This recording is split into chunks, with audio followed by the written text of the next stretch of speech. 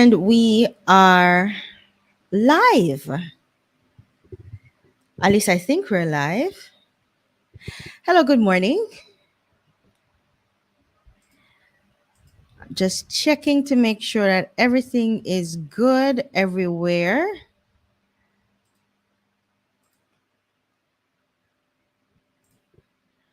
And that everybody is hearing me. Let me know in the comments if you are hearing me, because sometimes this thing can go wonky. So let me know if you're hearing me in the comments. Let me know if you're seeing me clearly.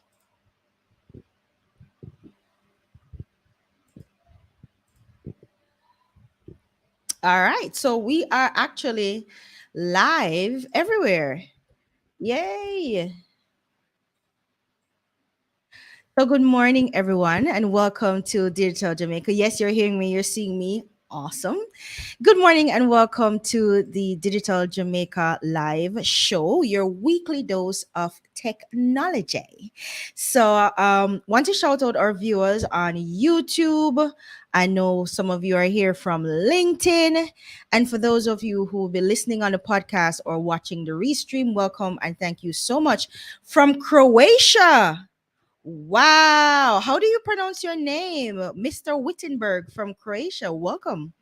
Thank you so much for tuning in. I'm your host, Katie Francis, and I'm happy to have you all here on the show. And I'm happy to have my guest on the show today, Mr. Trevoir Williams. So, Trevoir is a software engineer, author, lecturer, and is a Udemy instructor partner. And he is live with us today, and he's going to give us a full breakdown on how in under 4 years he has managed to build a sizable empire for himself, honing all his skills and talents into teaching online and making some decent money from it. He's going to be talking to us about that this morning. And so I'm happy to have him here. So this is a part of our Make Money Online series. And I decided to do this series because on my YouTube recommends, there's been a lot of videos popping up in my YouTube recommendations targeting Jamaicans or by Jamaicans, talking about hacks and quick ways to make a buck online. And it's usually headlines or titles like make 800 US dollars a day texting or make money watching YouTube videos. Now, I'm not saying these are scams. I'm not saying that, but I'm saying these are schemes, because whether you're in the online space or not, it's going to take some effort for you to actually build yourself up to a point where you're ready to sell online. Because really the only way you can make money online is by selling. You're either selling a product or a service, or you're selling yourself by building your brand and positioning yourself in the online space. The key is determining what to sell, who to sell it to, and when to sell it. So, I mean, these videos get a lot of views, but I just want you guys to understand that nothing is ever that easy, especially in the online space. And it could be for geographical reasons. We're in the Caribbean, we don't have access to a lot of things. It could be for tax purposes. So some of these affiliate marketing and drop shipping programs, no use to us. And it could be a matter of we have very limited payment processing systems in the Caribbean, and that hinders the way that we can access some of these programs. And so I just a little word of caution: if you see these videos pop up in your recommends, take it with a little bit of grain of salt, because it may not be all it's cracked up to be. I'm just saying. All right. Welcome, Mohammed from New York City. Thanks for being here, guys. Drop down in the comments if you're on LinkedIn or YouTube or wherever you're watching from. Where are you watching from? Which part of the world are you in, and what platform are you watching on? So quickly before Trevoir comes up, because I know that's what y'all here to see, and I don't want to delay that, just some quick announcements. So please go and sign up to the Digital Insider newsletter, because I've decided I'm going private. A lot of the content I want to create, I don't think I want to put that out on a YouTube or on a blog. And so I started a private blog with a private podcast. And in that private blog and podcast, I'm really talking about sharing really tips, advice, and strategies on how to build a brand online, because that's something I've been doing for 5 years now, with varying degrees of success depending on what the project is that I'm working on. And so I have a lot of experience that I want to share, and some details that I kind of want to get into with you. And so I want to build a private community where I can share that with like-minded people who are also interested in growing their brand online, right? Hi, Amara. Thanks for watching. And so that's what the Digital Insider newsletter is all about. And I've finally settled on Substack as the vehicle or as the platform that I'm going to be using for the digital newsletter. I've been doing some research on it and I absolutely love it. And so the first article is going to be in your inbox on Monday. And I'm breaking down what I think is perhaps the most effective viral strategy or on social media, and that's outrage. And I'm going to be talking about how social media persons who you're seeing with the millions of followers and the hundreds of thousands of followers, how they're using moral and social outrage, controversy really, to grow their platform, and they're doing it with some serious success. But you can't just go online and start talking shit, right? Or jumping into controversy online. You really have there, it takes skill, and it requires you to have impeccable timing, and it doesn't require you to start the beef, but you can meaningfully contribute to the beef and still attract a lot of attention online and grow your platform. And so that's what I'm going to be talking about, and I'm going to be showing you how some of the biggest and best does it, and as well how some of our Jamaican creators and influencers are using outrage, like Miss Anna Palomino with her 480K a month.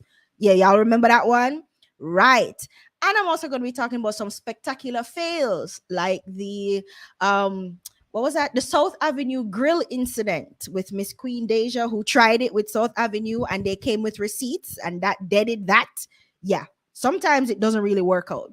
So I'm going to be talking about all of that and showing you some strategies as to how you can use it without the negative side effects or the sleaze that usually accompanies it. So that will be in your inbox first thing Monday morning. So if you're not already signed up to the Digital Insider newsletter, the link is in the bio if you're watching on YouTube, and the link is in my bio if you're watching anywhere else. So go and sign up for that. So let's jump right into it with our guest, Trevoir Williams. So as I said earlier, he's a software engineer and a part-time lecturer. He has a master's degree in computer science, and he has spent over a decade teaching on the web. Remember, I said this is not an overnight success story, right? It takes time to build to get to where you need to get to. So he has spent over a decade teaching web software and database development courses. He has extensive industry experience in web application development, Azure cloud systems, and server administration. No, Trevor, I'm going to tell you, I don't know what any of that means, but I'm sure you're going to tell me, right? He enjoys teaching IT and development courses and hopes to impart knowledge of the latest developments in industry standards and techniques to his Wallipa students in his multiple different courses across multiple different platforms online. And I want to welcome Trevoir to the show as he tells us exactly how he goes about making courses, building courses, and selling these courses, and teaching and writing books and all that good stuff online and making money from it. Welcome to Digital Jamaica, Trevoir. I'm happy to have you here today. Hi, Katie. Thank you for having me. Hi, Jermaine. Jermaine is in the building. Trevoir, let me tell you, when I posted this, when I posted that you were going to be my guest on the show, oh my God, I had people messaging me from Instagram, Twitter, on WhatsApp, everywhere going. I definitely have to tune into that show because it's either you taught them before or you worked with them before or they've been to one of your courses or something. So we have a lot of people here who have a lot of interest in what you do and what you have to say. And so we're going to jump right into it. Trevor, give us a little bit, well, you introduce yourself and then give us a little bit of background about exactly what it is that you do. All right. Well, once again, thank you for having me. Thank you for giving me this opportunity to share my journey with others. My name is Trevoir Williams. I'm a software engineer from Mandeville, Manchester. I went to the Northern Caribbean University and then the Columbus State University online. And professionally, I've operated in several industries. I've been in education, shipping and logistics, banking and regulatory, and of course, well, education. And I've been a part-time lecturer for most of that time, basically all of that time. I've taught at least three tertiary institutions in Jamaica, and I've had stints with other institutions in other countries as well. And I mean, ultimately, my brand and my reach would have been vastly expanded through my um, putting out courses on a platform as big as Udemy. And to date, I'm still just trying to keep up with the reality that it has grown this much. I didn't start off to grow like this or reach this extent, but it has gotten here. And every day I just try to push and increase that and improve myself, while of course making sure that my students are getting the best value that they can get while they're affiliated or just dealing with anything that I put out there. I'm sorry. That was the introduction. What was your second question? Oh, I'm sorry. I think the audio chipped out. Sorry, it's me. Yeah. So great introduction. Thank you for that. How did you get into software engineering? Kind of give us a little bit of your background in software engineering.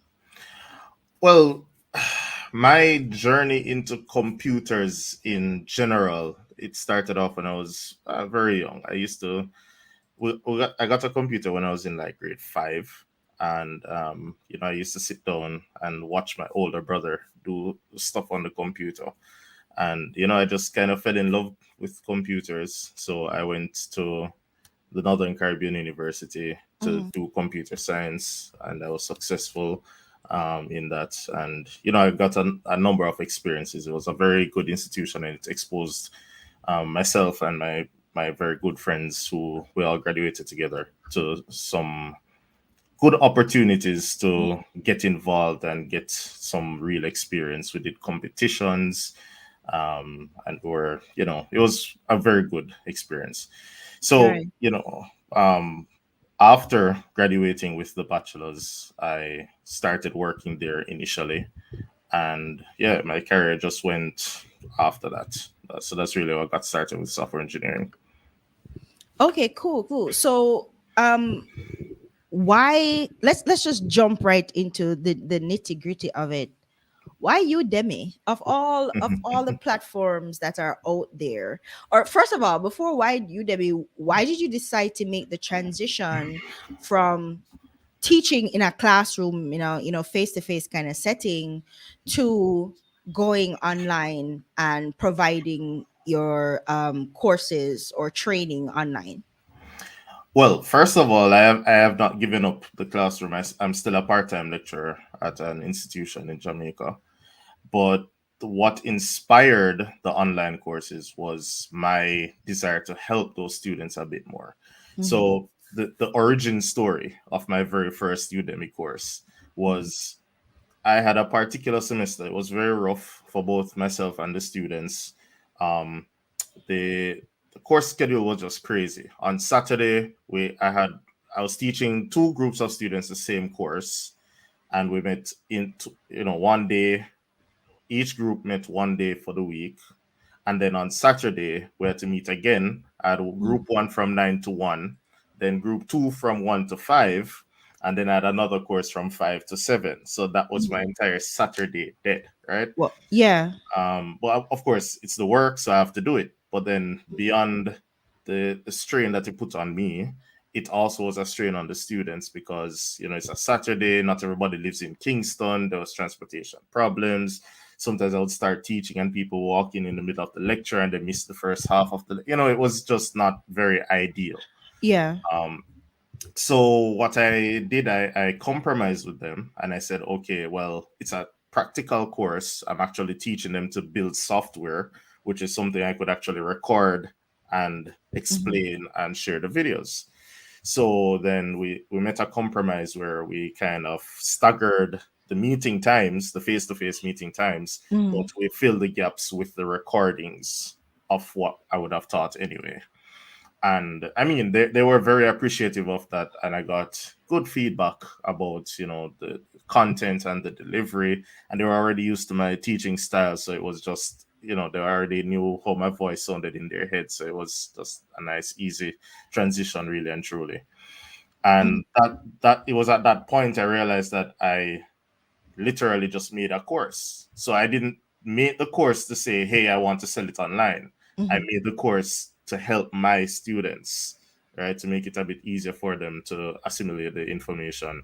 And so when it hit me, oh, but this is a course, I Mm. was like, well, let me see if I could probably try to put it online, you know? Yeah. Yeah. Um, and then I guess I can kind of segue into your other question as to why Udemy from that. Right. So and I must say before even that notion, all the way back, I think maybe three 3 years prior to that particular semester, one of my good friends, he was my batchmate from college, he actually suggested course creation to me. So Mm. this is an idea that I've had in the back of my mind from that time because Yeah. he watched somebody's podcast and they were saying that they teach on a particular platform and they make good money every month and they were just sharing that you can do it too. Yeah. And he said, well, you're a practitioner, you know your stuff, and you're a good orator. Why not try it as well? So I had actually researched it, and then when I started seeing all the equipment needed, all the editing, I have to go learn video editing and audio editing and all of these things. It just felt overwhelming, and I just didn't bother. It was still in the back of my mind. Mm-hmm. Was like, I'm not ready for this yet. So bringing it back now to after I made that first course, I was Mm-hmm. like, oh, but I just made a course, right? Like Yeah. all of the fear that I had for all these years and I didn't start, I Yeah. literally just did it. So I guess sometimes you just need the right motivation to get started. Yeah. So so back to why Udemy. So the thing is that you'll realize that as we know, there are several platforms. You have, and I'm going to name them. Skillshare, Coursera, There you go. Domestika. Yeah. There you go. There are several. Mm-hmm. So when I looked at Udemy, it was because I buy courses from Udemy as well. So I'm a student of Udemy. Before you can Right. teach, you have to learn, right? So I'm Yeah. a lifelong learner. Udemy is somewhere I go to just say, oh, I need to upskill in this. Let me get a course on that topic and Yeah. get up to speed. So when I checked it out, I could register as an instructor for Mm-hmm. free Mm-hmm. and upload my courses for free. And there was a slight verification thing where they just wanted to make sure that you are who you say you are. Mm-hmm. And after a few quality checks, your course is live. And that costs nothing upfront. Mm-hmm. And the reason I'm kind of highlighting that part is while the semester was going on, hosting the courses for the students was a challenge Mm-hmm. because YouTube is free, obviously, but it's very distracting, right? Yes. Yes. So they're trying to watch the lesson and they're getting ads here, ads there, other video suggestions. It's not, it is a good learning platform, a good source for knowledge, but it's not a learning platform. It's not Yeah. designed for that, right? Mm-hmm. So yes, I put some videos on YouTube, but that was not a good long-term solution within this context. Right. And then I went to another platform called Teachable. So Teachable, Yes. right? So it Teachable allows you to actually build Build a your, business, yeah. your website and your course hosting business. So Right. Yeah. you could actually put your course there, create your own landing page and everything, Mm-hmm. and Mm-hmm. put your own www.mycourses.com, and boom. The thing though is that for free, I was able to do that, but then it wasn't a good long term solution with no capital, right? Right. Because now to actually start producing the course as a product, you have to start paying, understandably so, right? And then And it like, can be a little bit pricey. and it can be pricey. It can be Mm-hmm. pricey, and Mm-hmm. like you said earlier, being in Jamaica, we kind of have certain limitations with the Payment payment processing. payment processing options that we have. Yeah. So yes, I could start the business, but then how do I get my money? Right. Exactly. Mm-hmm. Um, so Udemy, once again, no cost up front, just create your course, a few quality checks, and you're good to go. I looked at Mm-hmm. other platforms that are probably a bit more technical, because Udemy, you can learn anything there. They're just Yeah. a broad marketplace. But given that I was doing a technical course, I was saying, let me go to one of the technical websites. But Yeah. what I realized, what I know now, is that a lot of them are actually invite only. So Meaning what? like Pluralsight, for instance. Pluralsight is one of the biggest, most popular places for IT professionals to get training. Excellent Right. content.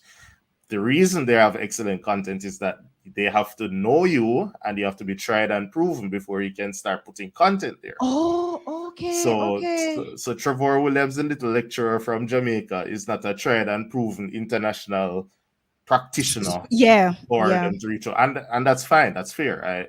So when I looked at those prices for admission, I wasn't there yet, and that's fine.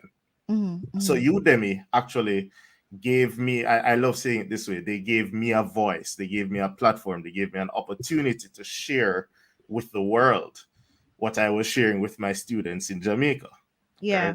So they just wanted to verify a few things. I was able to put the course up and just start marketing it. And I must say that for the first month, I made like $17, right? So it's like, and I mean, that's not a lot of money, but I was like, wow, somebody actually paid money to To listen to come what I and have to yeah. say, Yeah. Yeah. Yeah. So Yeah. that Yeah. was actually encouraging. And then I kind of hit the next problem now, where how do I get the $17? Because once again, payment processing options. Yeah. So PayPal was that. But I guess later on I can expound on how that Yeah. part Yeah. works. Yeah. Yeah. So what I'm hearing, and I'm hoping you guys are picking up what he's saying, is that this didn't start out as an intentional thing, as, oh, I'm gonna build courses for online. It started out because you're trying to solve a problem. You're trying to solve a problem for your students. And this was during COVID time, because you said No, 2019. When was this this? was 2019, May So just 2019. before COVID, Yeah. just before COVID.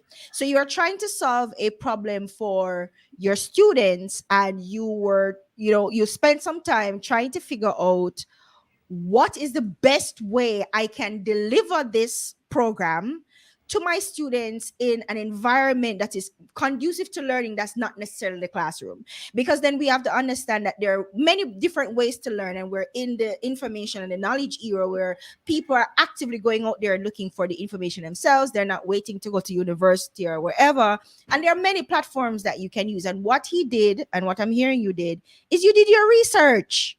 You looked at what were all the options that were out there to you, but not just what were all the options that were there, but what was affordable. Because you have some really nice options, but the 500 US dollar a month Not fees, yeah, they're not not so feasible. sexy, they're not so Right. sexy, right? And so you did a lot of research, and you landed on Udemy because it was low barrier to entry. Unlike some of the more exclusive platforms, it was lower barrier to entry, and there was no upfront fee necessarily, and they already had a reputation. I'm sure that And factored they into already it. have a reputation, All right exactly. then. So I don't even want to try to pronounce your name, Wittenberg, so I'm just gonna call you Wittenberg. Wittenberg says, "Can you give us any tips on how to get started with Udemy?" So that's what we're gonna go next. That's my very next question to you, Trev. Tell us how you actually got started, because what you said was, "I just created some programs because this is something that I could just record." Right, because it's a hands-on kind of thing. You have to like show them how to do the thing, Right, right? right. Right. So because it's something that you have to show them, you can just record it and put it out there. But how did you get started actually making these courses um on Udemy? What's the process for starting up? Hmm. All right. Well, so I'm going to go right back to that first course, and then I'm going to just give you a storyline to where I am now and where I Yeah. want to be. Yeah. So, with that first So course, you're saying you're not where you want to be. I'm not where I want to be. I can be so much Oh, better. okay, okay. Yeah, yeah. I'm always looking to improve. That's just my thing. Like, I have a little flow chart that's right above my desk that says, Yeah. "Are you the best?" Then if yes, find somebody better than you and then go practice. And that's what I live by, right? Whatever you think you're good at, there's somebody better. Go and find that person and go and get as good as they are. Um, so when I started off, like I said, it was just trying to make lessons for my students. Hmm. Um, funny enough, I used to have to wake up extremely early before the yang yangs and the trucks, and I was up extremely late after the yang yangs and the trucks because I don't want that bleeding into my recording. Started recording right there Mm, on Kingston 10 off Waterloo Road, right? yeah. So that's a major thoroughfare. So, and I'm making that point to say that when I started making these courses early in the morning, the frog is still in my throat. I'm tired. I'm just talking. I'm droning on. So I have a 40-minute lesson showing you stuff. And let's just say it probably would be boring because my students were probably used to me already, one, and two, I'm helping them out. They were a bit more gentle with their Yeah. reviews and so on, understandably. But then, of course, when I put it up on Udemy, You're opening up to the world open now. up to the world now. So all Yeah, the yeah. one star ratings start coming, and Oh no, no. feelings get hurt and all these things, right? But so getting started on Udemy is Mhm, about planning your course, right? mhm. And I'm saying that I gave that example just now to make it clear that you might not start off at the best, right? Because this is your first one, right? Yeah. This is your first course. You probably don't know what you're doing. You probably are not very good at editing. You probably don't have all the equipment because I did not start off with all of that. I started off with a laptop that could barely render the videos after I recorded. As a matter of fact, it would take me almost an hour to record a 15-minute lesson because Wow. the computer was so slow and I was running some heavy software, Yeah. right? So, it's not necessarily that you have to have the best. I would say Mhm. just start. If there's something that you want to show the world, and it doesn't have to be IT, it could be leadership, it could be HR, whatever it is, start with what you know, right? What do you Yeah. know and what do you want to share, right? And then plan that course. Right? So Yeah. this is how to get started on Udemy. Plan the course, work out what you want to teach for each lesson, and then just do it. Like Nike, just do it. There's no other scientific, I don't have any other kind of what should I say, mystical No, advice. no hack. No No hack. hack. There's no hack, Yeah. right? You just do it, right? Yeah. So plan and get started. that, So plan that's and get started. Yeah. Okay, so in terms of recording the video, because this is what a lot of people think want to know, in terms of the actual recording, because I can sit down. Do you script it? Do you script these videos? I do more scripting now than I used to. Okay, so you Um, and that's half and half. Mhm. But continue your question. I'll address that. Right. So how do you, once you have scripted or half scripted, half winging it, right, from off the riff, what do you kind of need to, how do you sit down there then and record? Because for me, that's difficult for me. If it's live and I have a class, no problem. My brain kicks into gear and I can go, no problem. But to sit down in front of a camera and talk to a camera as if I'm talking to people, because there's a certain way you have to structure the video, because this is something that will always be up. And 2 years later, somebody's going to come and see the video. So it have to seem fresh and new to them. So there's a particular way that you have to structure it. How do you do that? All right. So just to go back to the scripting versus half and half. Yeah. So when I was researching, so once again, I did a lot of research on ways to make videos, right? Yeah. So you have some persons who would say script it first and then basically read the script. Yeah. The problem with that approach, I mean, it obviously works for some people. The problem I found with that approach is that when I'm reading, I sound mechanical. So then it's clear that I am reading this script and right? So I'm going to lose you eventually. Mhm. Nowadays, everybody has a short attention span. So I have to grab you. Right. So that's my problem. Scripting might work for some people. I Yeah. just found that it did not work fully for me. So, and then I did wing it. But then when I wing it, I found that I rambled a lot because now I'm trying Yes. to say more than I need to say in the moment and trying Right. to backfill and, And sometimes you miss things. and sometimes I miss things. Exactly. Mm. So that's Mm. why I'm half and half now, where I actually, like, before I actually record the lesson, I would probably just make some points like Mhm. on a notepad plus plus or on one of my screens, just make Yeah. some points to say, here, make sure you mention this, make sure you mention that, do this, do that, blah blah blah. And Mhm. then in between I'll wing it. Yeah. Now the importance of winging it is just like what you said. When you are live, you have that personality because you know that you're speaking to somebody right now, because we are sitting down and talking to a camera. Right, Right. what we're doing right now is no different from actually recording a lesson. Mhm. And then the same kind of energy that I'm giving you, right, is the same Mhm. kind of energy I present to my screen when I am winging it. Yeah. Right. So then my presentation doesn't become monotonous for me because I just pretend like I'm still teaching because I have to teach online, especially since COVID. I've had to teach my real students online. So it's just like whether I'm on a Teams call with them or I'm Mhm. recording a Udemy course, I'm just teaching. And then Right. that kind of energy gets presented to the person on the receiving end. Like you said, somebody's going to come and it needs to seem fresh and so on. And that's how I try to make sure that I stay on a certain path, but I still bring the student along the journey with me in a meaningful way. One question I want to ask you, Trevoy, is how many years have you been a software engineer? This year makes 13 years. 13 years. And when did you start teaching? Well, I started lecturing part time basically the same year I started working. Right. I think I took like 2 years off. Uh-huh. That's when I was studying. So let's just say I've been a software engineer for roughly 13 years and a lecturer for just about 11. Okay. So you basically started at the same time.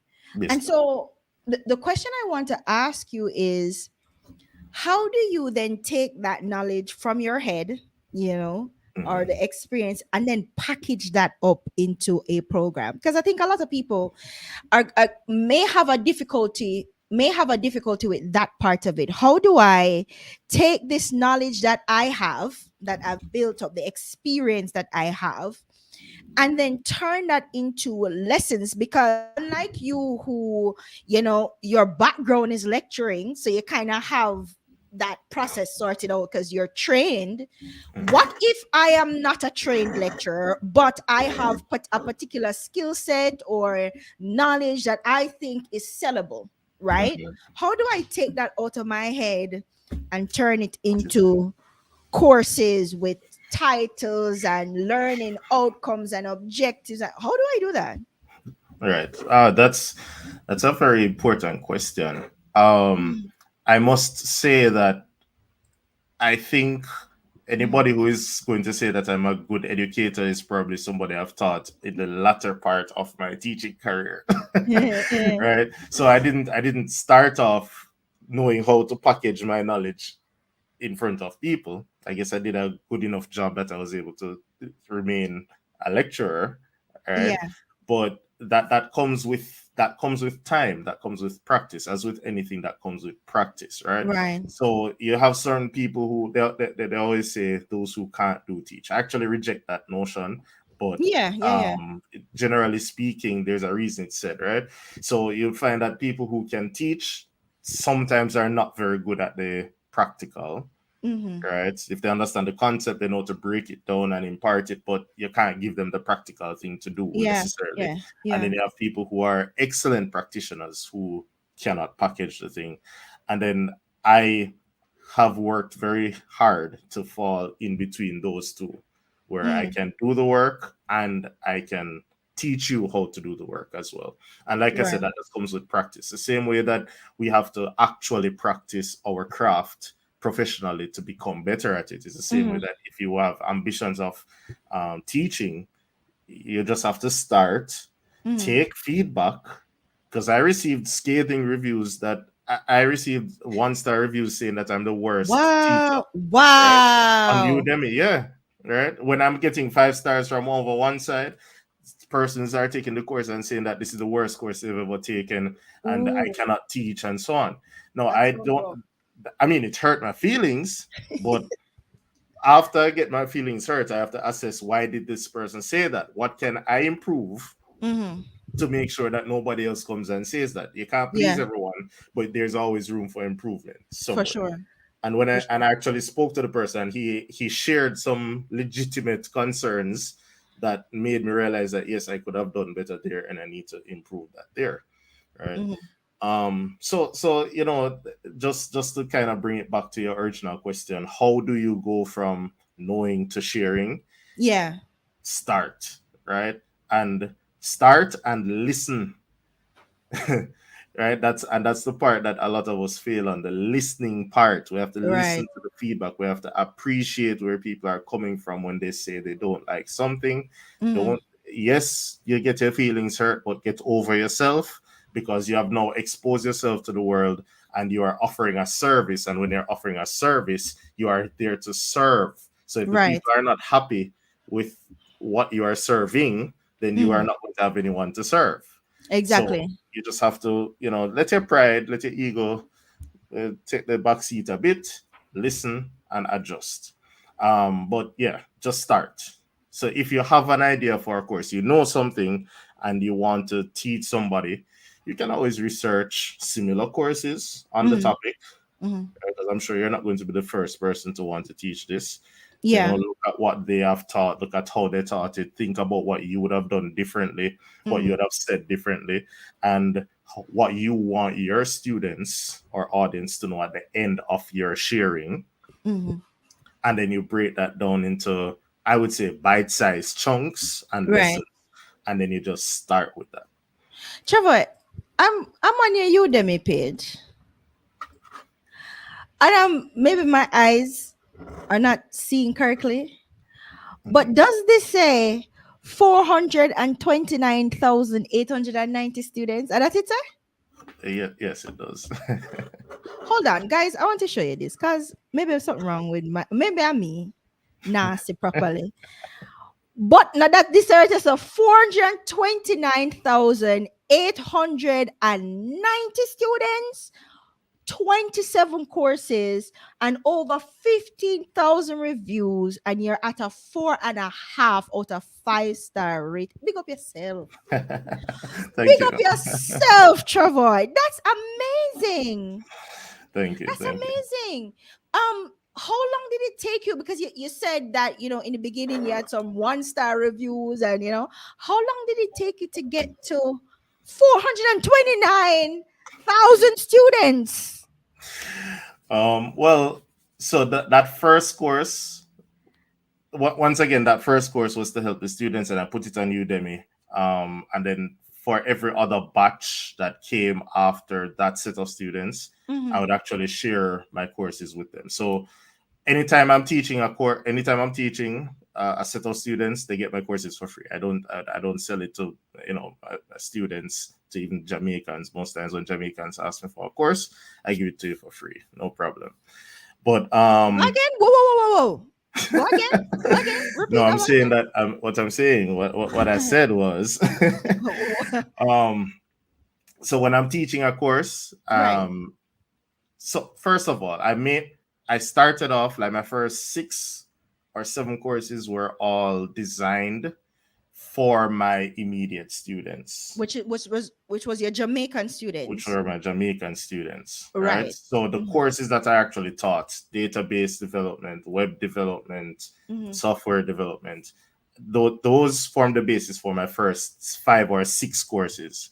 So Mm-hmm. every time I taught that Mm-hmm. course, Mm-hmm. um, the students would get the Udemy course for free, Right. because now it's doubling as my learning management platform, Gotcha. right? So Right. so now it's that environment that's conducive to learning, and I can share the video courses with the students for the Mm-hmm. semester.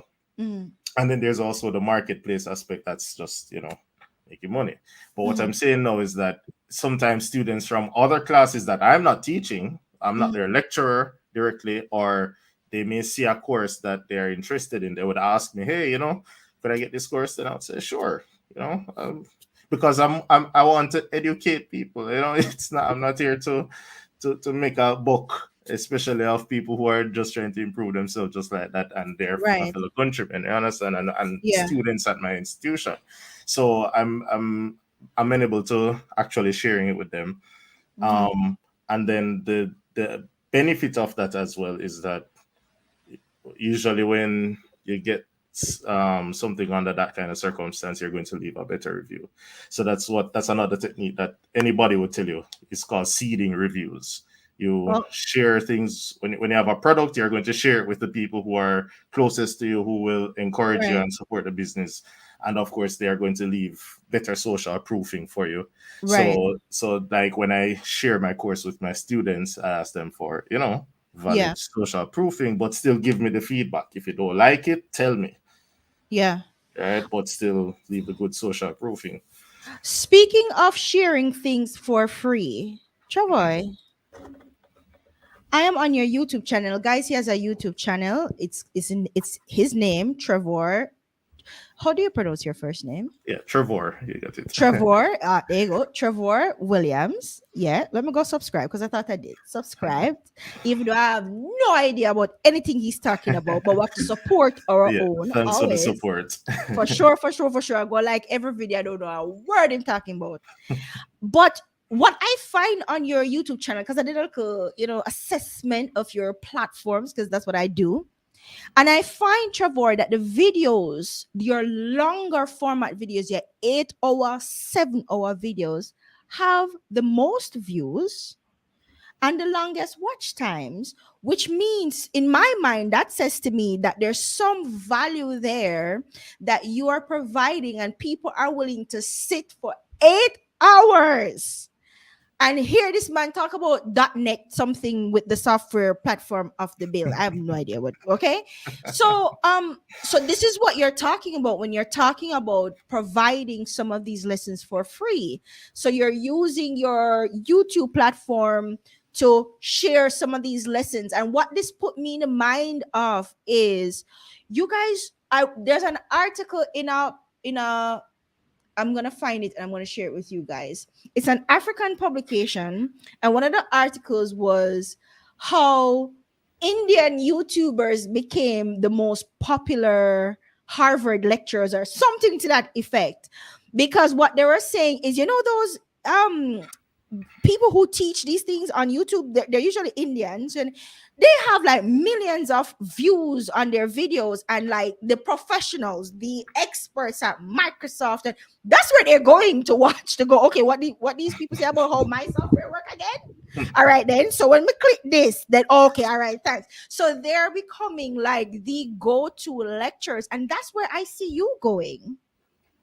Yeah, I would very much love to get to that point. Yes. Yeah, yeah, that's where I see you going because you're already well on your way there with over 400,000 students, right? And top rating. Plus, you have the views on on On YouTube. YouTube. But what I also want you to talk to people about, and this is something that we spoke about when we were talking originally. You said Udemy is not the only place you put your platform, your courses on. Where Correct. else? So because this is a thing with making money online teaching, guys, you're not restricted to one platform to put your courses on. Once you make the course, you can then put that course on any platform, so that one course is multiplying, right? You're getting, you can create multiple revenue streams from that one course by distributing that course on different platforms. So what other platforms are you on? Well, I have been on Skillshare. I mean, I still have an active account on Skillshare, Mm-hmm. and some of the courses that are on Udemy are also on Skillshare. I Mm-hmm. have a good relationship with Pact Publishing, Mm-hmm. and I mean, well, recent these courses are not really anywhere else. Um, and I just want to kind of go back in time to when like my courses actually started doing well on Udemy, and well Yeah. means that I started making like, and I'll just give you a figure like $100 a month, right? This is like 7 courses later. So I'm saying that to say you're not going to just make a course. It may very well happen. I'm not saying it won't happen, but Mm-hmm. the reality it is, and reality for a lot of Udemy instructors is Mm-hmm. that the first few courses are not the silver bullet. Right. Right. So you have to So be consistent. you have to be consistent, manage your expectations, be consistent. But Mm. when somebody does one course and they enjoy it, then they're probably going to come back for the other two and three and four. And then when you put out a new one, they're going to come back. Right. Yeah. So there's that. Now, when I started doing well on Udemy, I noticed that a lot of platforms started reaching out. And then this was kind of in the middle Oh, of they COVID. reach out to you. So some platforms reach out to me, Oh. um, because once again, you said it earlier, Udemy is already a tried and proven platform, Mm-hmm. and Udemy's price of admission is relatively low. Mm-hmm. So everybody will go there and make a course. So if you're doing really well on that open marketplace, that means that you must be doing something right. There you go. Right. And then you have other platforms now that are clearly not as popular as Udemy, or their business model is slightly different from Udemy, Mm-hmm. but they use Udemy as the go to like a recruiting hub, right? Yes, yes, So, yes, yes. yeah. So And they then, of got there to course, see who is doing what and well, and then they recruit right. from that. And then they will Okay. just reach out to you, and say, hey, I've noticed that your course that was released 3 months ago has X number of enrollments. I'm wondering if you would want to put it on our platform as well and stuff. Especially during COVID, a lot of platforms popped up. I understand why, because COVID gave gave persons a lot of opportunity to start businesses and start things. Yeah, So free time so you can you have free explore and time, yeah. and then everybody wanted to learn. Upskilling was on the rise during COVID for Yes. several reasons. So if I can provide an educational um what's the word opportunity for you, right, Yeah. then that would be a good use of my A good way time, and a good and way to earn. a good way to earn. So Mm-hmm. I put out more courses. Some people created more platforms for those courses. Oh. What one thing that I one trap that I kind of fell into is was that I was trying to be everywhere. I was trying to be ubiquitous, and I mean, you can understand. I mean, you're making $100 here, you're making $50 here, you're making $30 here. It all adds up, and Mm-hmm. this is a course that you've already made one time, so it's not like you are, needing to Yeah, do you're that not happening. duplicating effort. You're just maximizing on what you've already done.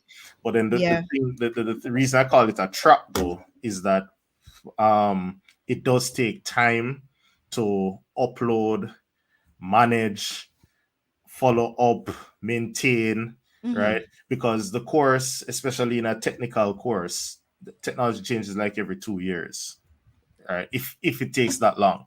So I actually spent the last the latter part into the earlier part of this year, re-recording some of my courses as opposed to making new ones, because it's easier to keep that old one fresh than to make a new one, right? Because you Mm. already have the social proofing and the traction. So my point Right. here is that when you consider now that you're on 10 different platforms, and then you have to maintain this course across 10 different platforms, that has to be your full-time job, which it clearly isn't for me, right? Mm. And if it is your full-time job, then it is your full-time job, but it's not for me. That's one. Two, some platforms are more popular than others. So obviously Udemy has made a name for itself over the years, right? Skillshare is not a bad platform by any means. Pact, those are big name companies, but then the little ones that were coming, I don't want to say little ones like I'm trying to belittle anybody and Mm. anybody's idea, but what I'm saying is that I got to a point, thankfully, on Udemy where I could now pick, choose, and refuse where I wanted to actually list my course. Ray. Right. So and I'm just saying that to say that, you know, when I was after a while, I started delisting my courses on other platforms because it was becoming too hard To to manage all keep of up them. and manage all of that. And He was Udemy making has too much money, guys. It became so hard. right. And the thing with Udemy is that Udemy's platform is, I guess we're going to talk a bit more about that later on, but it spoiled me. It's like you're in a BMW, and then you have to go and drive a flatty from the 90s. It's kind of like so what I'm Mm. saying is that yeah, BMW Udemy provides so many analytics, such a nice and easy interface for course management, student management, student interaction, that it now became difficult. Like if I went on a platform and it didn't give me what Udemy gives me or very close to it, I was Yeah. not interested. Yeah. Right. So the thing with Udemy is that they listen, and that's what I love about them. I'm not saying other platforms probably don't listen, the ones I don't do business with, but Yeah. Udemy listens. They actually listen to what the instructors have to say, what we complain about, and they adjust to make sure that we feel comfortable on the platform and want to come back. Yeah. Right. And then another reason I started delisting my courses on other platforms is that Udemy started giving more opportunities for your one course to actually generate revenue. And then that would kind of, um, what's the word I'm looking for? That would kind Kind of of expose you encourage to you. more, yeah, Yeah, expose it, you to it, more it, people. Yeah. it exposes you to more people on the Udemy platform. They're trying to keep everything on the Udemy platform. Business is business. I completely Yeah, understand they're and trying respect to that. keep their top performers. Yeah. Right, right. And so now it becomes less the incentive of putting my course all over the place now Yeah, is it it's becomes. becoming less and less. Yeah. Question: what's the split between you and Udemy? So if I come on and I pay $12.99 for one of your courses, how much do you keep and how much does Udemy get? Udemy's split is 50-50. So it's and I see the facial expression, and I always get that facial expression, so I'm going to explain why 50%. I am not as upset about it as the figure should make me. Right? All right. All right. So the initial one is 50-50. So if Mm-hmm. I list the course and you happen to go on udemy.com, you see my course, you're interested, you click buy, that's Mm-hmm. a 50-50 split. Mm-hmm. If you go to my website, I get a special referral link. So I run Right. like coupons and so on. So if I posted it, it would be in my best interest to post my referral link. And then if you said, "Oh, you're on LinkedIn, you saw me post my course," you click it and then you click buy, then Udemy knows that that referral came from me, and then I get 90% of that sale. Oh, okay. So there are different Uh, tiers. It's tiered it's depending tiered, on. Yeah. right? Okay. So Okay. depending on the source, and That's then not so you do bad. have, yeah, exactly. And then you have affiliates. So they Mm. do have a good affiliate program. So sometimes when you would see people saying, "Oh, here are free Udemy courses, 1,000 free Udemy courses," most of the times those are affiliates. Mm. And if you click that link and then you end up purchasing something, that affiliate gets that my 50% gets split Split between me between you and and the the affiliate. affiliate. Ah, gotcha. Was it a similar situation on Skillshare? I know you're kind of not so hot with Skillshare now, but was it a similar split with Skillshare? Skillshare is more, it's not a marketplace, it's a subscription model. So Oh, it's more like so they have consumption a minutes. pool. So there's a pool. It's a pool, exactly. Mm, So, it's just how many minutes did you get? You get um remunerated accordingly. So boo, I boo. mean, it Okay, is what it is. it is what it is. How do you promote these courses? So you just said that you have your own referral link as a instructor on a platform that you can share. How do you promote it to get people to go to your link and click and buy? So admittedly, I want to improve that. I that is something that I am still working on, Mm-hmm. but I what I'll do is share the mechanics behind how all of that works, so that even if you have an idea, you can share with me as well. Right. Mm-hmm. So kind of going back to the reason I said I'm not so upset about a 50-50 split, as I should be. Because it's less marketing work for you. There you go. Because Mm, nobody knows Trevoir Williams. You know me as a Udemy instructor, but who is Trevoir Williams in this mhm, great big world with 8 billion people, right? mhm, Now, I can make the best course on my computer and it will sit on my computer from now until that computer crashes. Because mhm, why? I don't know who to talk to. I don't know how to get it in front of the people who need to buy it. I could go and make my own website and sell it for what I think it's really worth, which would be like 2,000 US dollars. But then how many people are really going to go to trevorwilliams.com and buy something for 2,000 US? Who is Trevoir Williams? Right? mhm. So Udemy, I know that people tend to see that every week there's a sale on Udemy and everything is being sold for a low price. But the thing is, if I list a course at $100 versus $10, I am more likely to get 10 persons buying it for the $10 than one person buying it for the $100. Mm, At the end of the day, I still made $100, right? mm, So what Udemy's model is they're more than just a place to put your courses. They're a big data analytics platform. They mm, assess market trends and they push marketing opportunities. All you have to do is opt in. So as an instructor, you can choose to opt into the marketing program or not. If you mm. don't, then whatever price you set, it will always be that price, even when there's a sale going on, and you have to do your own marketing. Now, I just said that that is a struggle when you are in this great big world, nobody.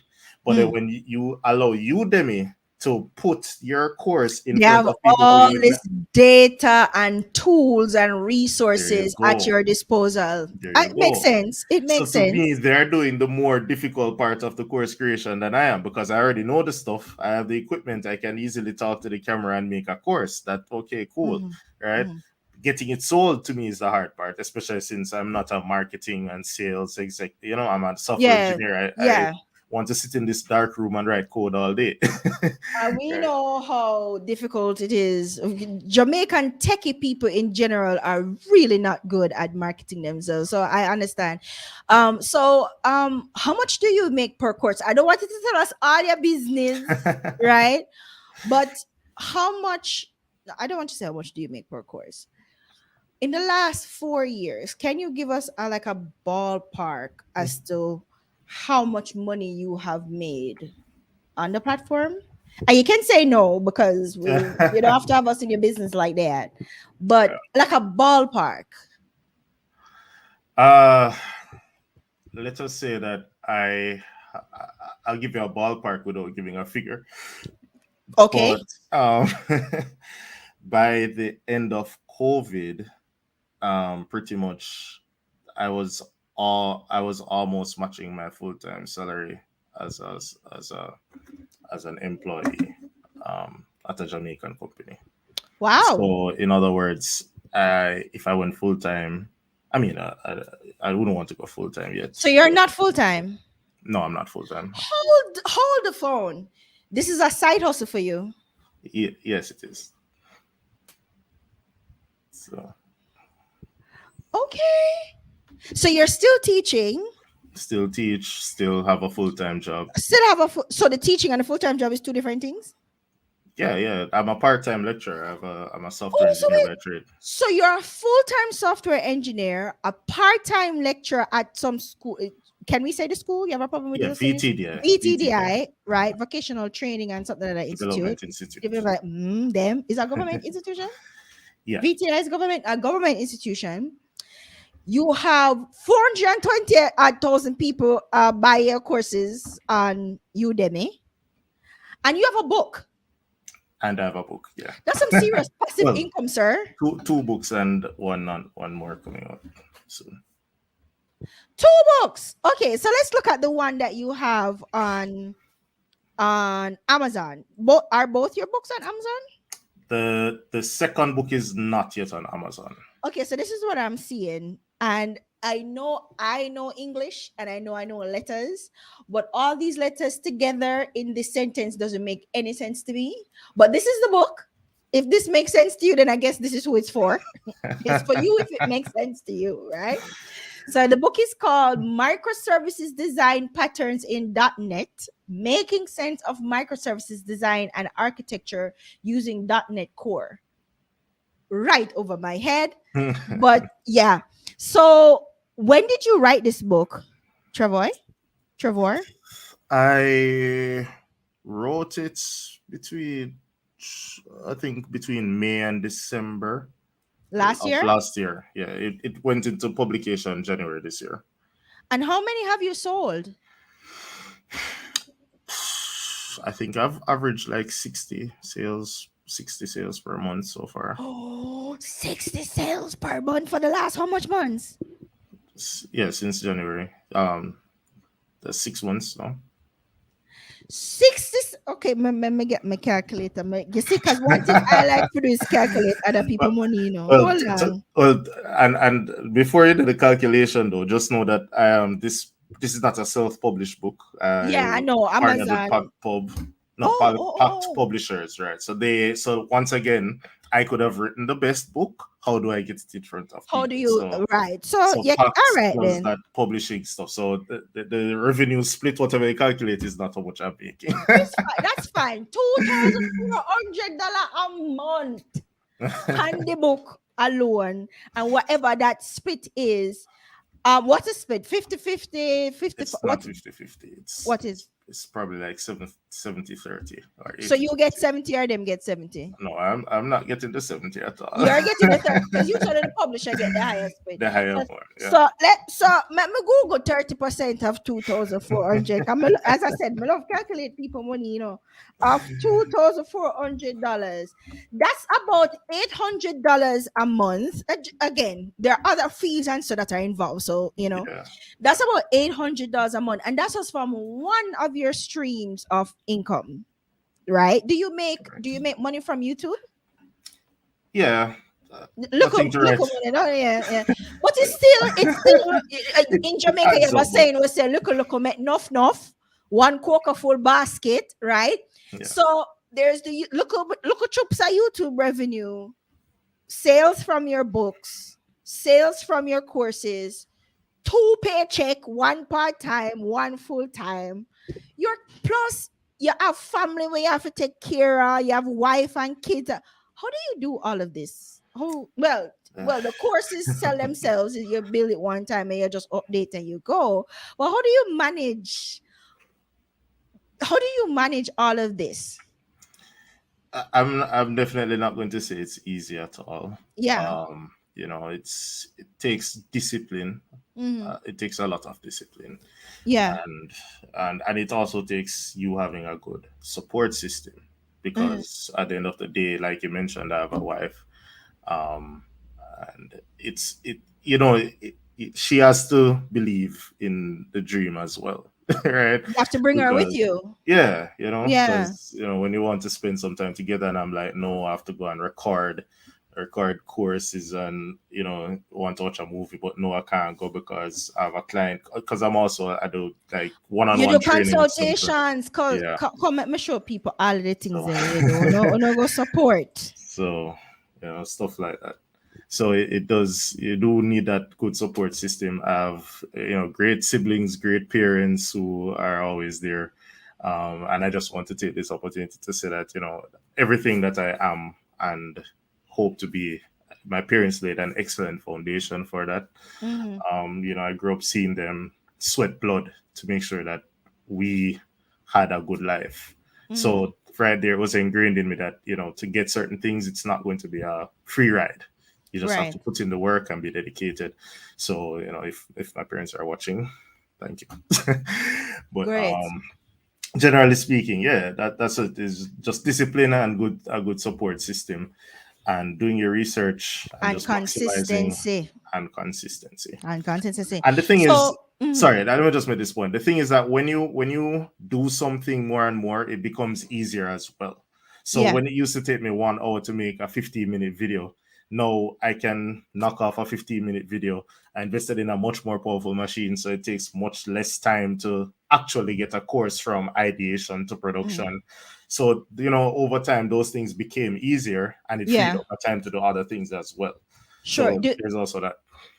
do you have a studio setup that you do your videos in? No, not really a studio. I mean, and I'm just looking across the room because it's right here. I just have like a monitor, a second monitor, my laptop, and I mean, I set up my recording equipment, but Mm-hmm. nothing too special. I don't do many face to face because people are more interested in seeing what I'm doing on the screen than seeing my Yeah. face. So it's easier for me to just kind of maneuver like that. Is this your mom? Is your mom on? Yes, that's my mom. Hi, Mrs. Williams. You Yeah. raised a good man, Savannah. Okay.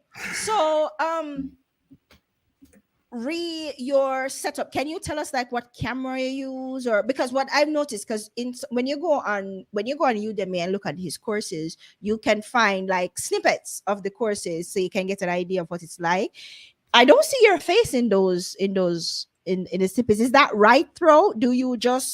Um do you just Record the screen. record the voiceover and then use Oh, graphics in between? Or no. So I tried that technique as well. So going back to the different techniques, so you do the stuff. So one technique is to do the stuff and then do a voice over retroactively. I didn't find that. I found that required too much editing. mm, So my process is that I use Camtasia. There are other tools out there that do the same thing, but I use Camtasia to record my screen, mm. and I actually just do like a live coding session. So, like I said, I'm actually teaching, like I pretend like I'm teaching somebody how to do something right there on the spot. Right.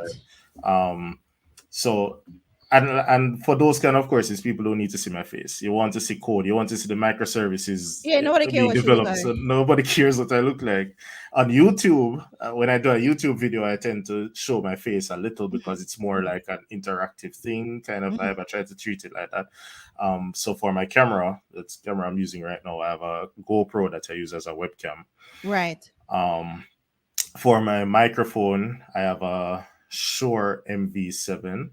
Mhm, And once again, I did not start off like this. This is research and improvement over time, right? mhm. So I have a Shure MV7. I also have a Focusrite 2i2 interface that the Shure plugs into. Mhm. And between those two, I get good quality. But Yeah. then one struggle that I always had ever since I started recording was outside noise. How do I reduce the fan, the AC, the vehicles on the road, all of those things, The right? yang yang. The Mhm. yang yangs. So what I did was and I actually have a video on my YouTube channel about what I did to clean up my audio. So I Oh actually yeah, let's find it. Okay. Mhm. yeah. So what I did was I used software to kind of add an equalizer and eliminate some of the sounds that would be coming into the microphone while I'm Mhm. speaking or while it's receiving audio. And then I promote the frequencies that my voice would be on. So right Mhm. there, I have instant noise cancellation. So I don't need to retroactively go and fix audio after Yeah. recording. And that saves me Okay. a lot of time. Is that the video that says clean up your recording audio? That is it. Okay, I'm gonna drop that link in the chat for you guys. Okay, cool. So your output has improved dramatically over time, Over time. with more practice, etc. Right? All Correct. right. So we're jumping into the Q&A segment now because persons have questions. So I'm gonna scroll right back up to the top of the chat. So I the first question was from Jermaine, who asked, how do you plan a course from start to finish? You've already talked about that. Another thoughtful question is, oh, and Wittenberg had asked, to give tips on getting started with small courses. So I suspect what he's asking is, can you just start by, how long is the course anyway, like in terms of hours? It varies based on the topic. So like my best selling courses are like in excess of 10 hours, and then I have other ones that are like 4 hours and 5 hours long. 10 hours broken up into modules, like, or just Yeah, just 10 hours completed, 10 hours, but each segment is probably like I cannot two imagine hours long. recording for 10 hours. Oh my days. You have You to do what you have to do, though. You have to do have what to you do have what to you have do. to do. Yeah. Okay, so would you recommend to Wittenberg that he starts off with smaller courses and then maybe build up over time? Yeah, you can definitely do that. And this is where now I would recommend YouTube. So Yeah, YouTube is it's an excellent platform. It's free. It gives yeah. you an audience of the entire world at no direct cost to you. And you can actually get practice there. Cut your teeth on YouTube. Cut your teeth on YouTube. So if Okay. you want to share a little tidbit, how to I went on your YouTube channel, Kadia, so I noticed that you have like how to do this in Canva, how to do Yeah, this with yeah. an AI tool, those little things. And I mean, Chat GPT can be a whole course, but you don't have to make the whole course one time. You can say how Right, to get the best out of Chat GPT, how to sign up for Chat GPT, whatever. right. And then by the time you realize you have 10 videos, those 10 videos in sequence, that's a course. Oh, so you can Right? then take those 10 videos, sequence them, and turn them into a course for Udemy? There you go. Guys, you just got some secret game a while ago. He just gave you some secret game. All right, good stuff. The next question is from Emar, who says, do you feel geography or native language influence poor rating? So you clearly have a Jamaican accent. Yeah. Clearly. And even when I was watching your preview videos on Udemy, maybe I have biased ears, but I could. You were trying to lower the accent a little bit. You weren't trying, but you were trying to. But the Jamaican came through. The Jamaican came through. Do you feel like that's a barrier for you, or do you actually think that's an advantage for you? I would say half and half, because I mean I've heard children who went on my YouTube channel all excited and say, and they're not Jamaican, and their feedback was he sounds very Jamaican, right? So I think the most important thing is to make sure that you can be understood, because So at the you're end of the day, articulating well. articulate, enunciate, all of these things, Right. Yeah. right? Because at the end of the day, we are all from different Different parts. backgrounds, and we're serving people from different backgrounds. Exactly. And them So Indian people on YouTube with their millions of followers that you can barely understand what they're understand saying. exactly, Yeah. right? But So they have a ton of followers though. Yeah. exactly. So it's just Mhm. about being clear with your speech as much as possible. And some people, some instructors I know, some of the biggest Udemy instructors are not the ones who voice their lessons. And Oh, I'm not so saying they that you must start off that way, okay, but yeah. some people, they actually go and they do the scripting, they do everything, and And then then have hire a professional, right? that's when you get Um, to the big leagues. Big that's when they leagues. get to the big leagues. I'm Yeah, not, yeah, yeah, I'm a yeah, one man show. I'm not yeah. quite there yet, but Yeah. so you have different ways. Yeah, AI, I would recommend you stay away from AI voices. Those, for everything because it yeah, just don't come out. It gets it on people. just, People don't like it. yeah, People don't yeah. like it. So For short reels and YouTube shorts and stuff, fine. But a ten yeah, hour course, no. no, No, no, no, no. All right. Next question is from Jermaine, who asks, do you offer mentorship? So if I am a teacher or I am an expert in my field and I've been doing this X thing for X number of years and I want to take that and turn that into courses that I can make some money off of, do you offer mentorship to people like that? So to be very honest, this is something that I have wanted to do for some time. And that's why I was grateful for this opportunity We to go actually talk. share. We Yeah, go talk. because if I find something that works for me, I want to tell everybody about it. Right? Same, Because there's same. no need for us to try and one up each other. The world is big enough for all of us to be Enough food successful. out there, everybody can eat a food. Exactly. Right. Yeah. So that is something that I mean, I've done it one away. I Mm, have friends who have encouraged to get onto Udemy. Some people have told me that, they saw me doing it and they were inspired to do it. And I feel very good about that. mm. And, so that is something that I do want to do, where maybe hosting some webinars and so on, where people who want to but don't know how to, I could, walk you through what my journey has been, what other person's journeys have been, so that you Mm. can chart your own course and get started. So that I is hear something opportunities. I hear opportunities. We gonna talk afterwards because I for hear sure. opportunities. All right then. So next question is from Yamfoot. Hi Yamfoot. How does someone in Jamaica get paid if you don't have a US bank account? So how do you get paid from Udemy? All right. So there are two ways that Mm, Udemy supports that. They use the ever present, ever faithful PayPal, and mm. then they also use Payoneer. Right. Now, PayPal, Payoneer is new. That's a newer one, but Yeah, and I'll I've walk you I've through used both. Payoneer, never had a problem with it. Right, But it's been having exactly. some problems. I've been seeing some things in the news about them recently. But yeah, you're Okay. talking about it. Mm-hmm. Yeah, so at least initially when I started off with PayPal, Mm-hmm. I mean, I would be getting like maybe $50, $80 to my PayPal account. Mm-hmm. We all know that we can't really move money from PayPal to Jamaica.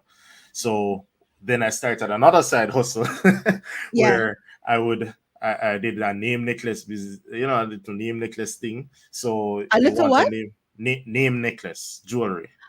Oh, okay. Yeah. Mm-hmm. Mm-hmm. So actually, I did two things. So I started up a drop. Say, you mentioned drop shipping earlier. I actually started up a drop shipping Yeah. website, and Yeah. what I would do is use the PayPal money to fund the stock for when people wanted something. So then I would kind of rinse the money like that, right? Mm. And then Don't say rings. sorry, convert the money like that. Thank Convert it, you. right? Yes. Sorry. It's all legal over here, Yeah, FBI. all legal. All legal. And another thing I did was, if you came to me, and said, "Hey, you want this necklace," or even if you wanted something off eBay, I did have a credit card and so on, I would just use my PayPal money, buy it, and whatever. So that So is that's how kind you of how usually that's you convert the money you to convert Jamaican the money dollar. to Ah, Jamaican smart, dollars. smart, But then smart. when I realized now that Payoneer was an option, the good thing about Payoneer is that you have the option to get a card, an international card, which is a very Yes, which convenient I option. have my card. Right. Eventually, I got it. Yeah. Right. But Mm. then alternatively, you can actually set up a direct transfer from Payoneer to your To your Jamaican bank bank account. account. Yeah, and So, the fees, and fees are minimal. they're not bad. They're not They're bad not at bad. all. In the Yeah, grand scheme of things, they are definitely not bad. because Right. I've used Payoneer and I've used Stripe. Have you ever used Stripe? The thing with Stripe is that they always require me to have US stuff, so I've Well, you have to never. have a US bank account with Stripe. Yeah, Yeah, exactly. and a Registered social business and security stuff. number and Exactly. excitement. Right. The go around is to get one of your family. Well, if I find if I set up one for you, but yeah. There you Okay, go. so yeah, Payoneer. I have used Payoneer personally, and it has worked brilliantly for me. Yeah. Never had a problem with it. But recently, I've been seeing some stirrings in the news where there was one particular girl on TikTok who was saying that she got paid, but the money never arrived, and their customer service wasn't that great. But I personally have never I've had, never had a problem with them. and I used them for like 3 years. Never had a problem. Never had a There you go. problem. I've All never had right. So that's what you would do to get your money. Okay. cards. So Udemy what gives you a check or they transfer the money into an account or how does No man, transfer to Payoneer? you would set up whichever one you want to use, so the money would just go directly to whichever To channel. whichever So it channel. goes directly to Pioneer, and then Pioneer sends it directly to Jamaica for me. So Gotcha, gotcha.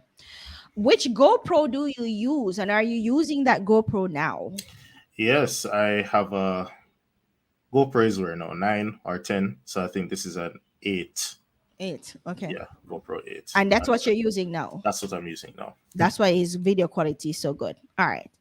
Uh, are you planning to do any blockchain courses in the future? That is something I've been looking into because I know that the blockchain is a very It's a popular sexy topic. topic. Yeah. Um, and especially since I'm not seeing much. So I try to niche. What I tried to do initially was try to teach everything, but I realized that when you niche, you become Mm, like an SME on a particular topic. yeah. So most of my courses are on .NET development. So my ambitions for a blockchain course would be using .NET technology to do a blockchain kind of stuff. It's Right. something I've been researching, Mhm. and I do have the plan. I just haven't done much execution towards it as Yeah. yet. And that's another lesson, guys. Hear what he just said. I niche to .NET, whatever .NET is.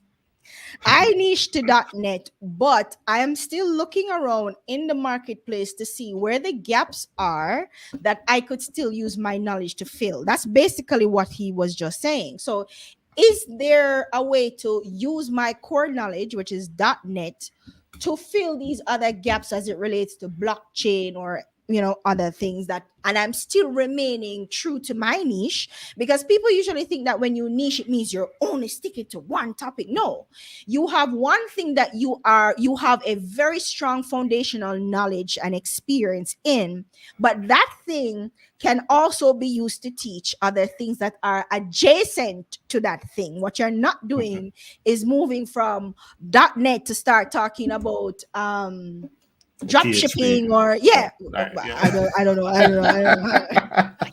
That analogy fell flat because I have Right. no clue.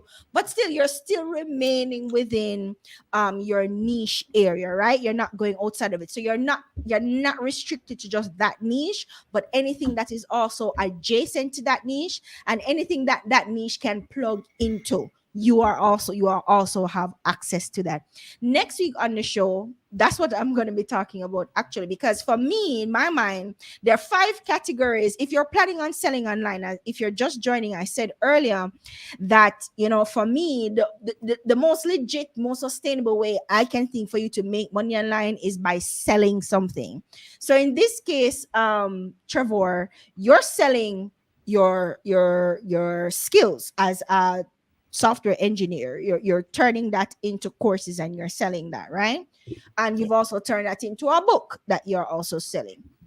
So it's either a product or service. And in this instance, Trevor is offering both a product and a service, right? So the book and the courses and the consultation and the training, etc. So he has products and services.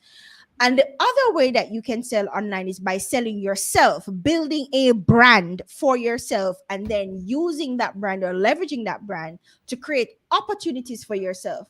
Now, Trevor did say earlier that he could be doing a lot more. He could be bigger, but he's not a marketer. That's one thing, that he's not a marketer and he's by himself, right? And so Trevor needs to learn automation in order to get a lot more done. But so that's the 2 main ways I think you can make money online by selling. And so next week on the show, I'm going to be talking about the categories that you need to explore in terms of what you're going to sell, and also the 3 basic types of things you can sell. So done for you, done with you, and do it yourself. So in your instance, Trevor, you're doing the done for you, which is the book, right? And you have done with you, which are your courses, and you also have do it yourself. So you are within all these categories, and those are the categories where you can stand to make a ton of money in. So Trevor, without you even knowing, you are already on game, right? So that's what we're Sounds going to be good. talking about next week on the show. So you can tune in for that. One question from Patricia said, Oh, it was a statement. She said you can use Payoneer card right here in Jamaica to make purchases and payment, just like a local card. Yes, because I've used my Payoneer card in the supermarket and it wasn't a problem because I think it's a is it a Mastercard? Yeah, it's just It's like a an international debit it's like card. a yeah, right. So you can use it here, guys. So we're wrapping up with Trevor. If you have any other questions for Trevor, drop it down in the chat. And while that's happening, Trevor, just some practical advice that you can give to someone again who is just starting out. They're looking for other ways to make money. They have a skill, they have a talent, they have experience. They may have been working somewhere for 20 years, 30 years, and they want to know how they can then turn that experience into income in the digital space. What are some practical advice you could give to that person after 4 years of doing it and after the success that you have had doing it? All right. So the first thing I would say is, and I think we can all agree, content, at least in this day and age, content is king. Mm-hmm. Right? Content is what, like, what it's TikTok. I mean, obviously, certain platforms are better for certain things, Yeah. but the fact is that one thing that all of these platforms have in common is that they have content. Mm-hmm. Start producing content. You might be a better writer than you are an orator, so Mm-hmm. start a blog. You probably are better in front of a camera than you are with a pencil and paper. Then Right. start a YouTube channel. I'm going to I'm a bit hypocritical saying this one, but do Instagram reels and do TikTok reels. I Mm-hmm. tried. I'm still on the fence, right, with Yeah. those. But the Yeah. reality is that each one of these platforms appeals to a different audience, both as a Yeah. creator and a consumer. So my point is that if you already have the skill, then half your battle is done because you already know the stuff. You already know. But Yeah. you already know the stuff, so start sharing the stuff. And So you're only gonna stick to you're only being asked to tell people what you know. stick to what you know. Start Stick start to at what least you start know. with what you know, There you right? go. Because some of my courses are on things I didn't know. And you learn over time. But you Yeah. learn over time and you improve yourself, and then you can share the content coming off as an expert. So the point is, start creating content. And I've seen other persons do that and grow. Like I'm just going to name drop Learn, Grow, Invest, right? Hey, I know them Jermaine. personally, yeah, Jermaine and Renee. Like, I'm so proud to see where they have Yeah, gone. they're doing the And thing. I Yeah. know neither one of them really started off like that, but what did they Mhm. do? They improved themselves, and then they started producing content on financial management. And Mhm. then you do have other persons, and I'm going to name drop again. I follow a few, but one that pops up, Emar Morrison. He puts out excellent content on money management and how to make money and stuff like that. Mhm. So the fact is, content. Find the form of content that you're comfortable with and Mhm. start producing it. If you want to write a book, it doesn't have to be a big book that you put on Amazon from a big publisher. You could self-publish a book, and you just create a landing page, allow people to even get it for free, but you're building up an audience. Because Mhm. that's where I think a lot of us go wrong, that when we make the content, because, and I understand, you make the content and it's a big investment for time and energy and effort, and that I'm been there, right? I understand. But the fact is that while you're building, you might not necessarily always be making the money that time. What's important is that you gather the audience. So even if you start a YouTube channel, do the YouTube channel, start getting your subscribers, build your audience. And as you put more content together, then you will find ways to monetize it, because YouTube will monetize it for you eventually. And probably the content that you're putting there, you can put somewhere else and have it monetized. You can write a book based on the very videos that you did and start selling the book to people who prefer to read than watch YouTube. And it's the same content, right? Mhm. So it's all just one big ecosystem that you can just take advantage of, but you have to start. You have to start and you have to You have to start. build community. It is absolutely important. See that audience that Trevor is talking about? It's actually your community. plugging my show next week again, because a part of what we're discussing next week is when to sell, because people will just jump on and start, oh, I have a ebook and I have, who are you selling it to, love? Beloved, who are you selling these things to? You don't have an audience, you've not built up enough goodwill or reputation, Right. right, to sell these things. So you have to start there, and that's where the content come in, and that's one of the things that we're going to talk about next week on the show.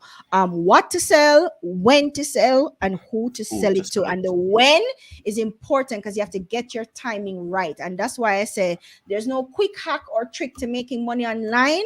It actually is a little bit harder because now you have to actually build an audience and goodwill from that audience, and that is what is going to actually earn you some money. So we have some more questions from Shamika, who says, if you are selling a skill course to the Jamaican market, should you sell it at high price or low when just starting? Well, that one is a tricky one. Um, Mm, because I don't want to tell you that because you're just starting, you must sell yourself short. mhm. But you have to be sensitive to the market. Yeah. That's what I would say. And sometimes it takes partnering with somebody who has already been doing it to actually get on track, right? Um, so I would say do your market research and price yourself accordingly. So I'm not Yeah. going to tell you price yourself high or price yourself low. Price yourself where the market says you can be or should be. And Mhm. then as you build up your reputation more and more, probably you don't even have to raise your prices because now you're just getting more people at the same price. So it's no more bulk than price per head. Right. And Right. remember too, So Shamika, you're online. You don't have to restrict yourself to the Jamaican market, because I'm and then sure there's those that. 430,000 people will buy courses from Trevor are not all Jamaicans. I think I only have like 200 of them as Jamaicans the last time I checked my stats. See? See, that's a percentage of a percentage of a percentage. Okay. Yeah. So you don't have to restrict yourself. And guys, if the skill that you have and the knowledge that you have is universal, and I can't think of a skill or a knowledge that is not universal. So if the skill and the knowledge that you have is universal, then don't restrict yourself to a local market. There are issues within the local market that what is going to cause you to not eat as much food as you could eat because you're just trying to restrict yourself.